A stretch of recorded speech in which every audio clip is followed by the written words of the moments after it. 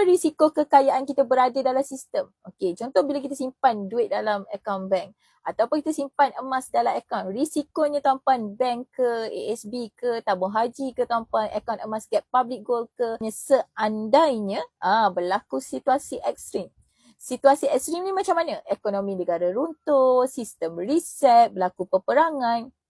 Maka tuan-puan, segala apa yang berada di dalam sistem kita kena ucapkan selamat tinggal. Duit 1 juta yang kita simpan dalam bank pun kita kena tinggalkan. Emas yang berkilo-kilo dalam akaun pun kita kena tinggalkan. Apa saja yang berada dalam sistem berisiko dan dekat tangan pun berisiko. Dekat mana-mana tuan-puan letak pun ada risiko.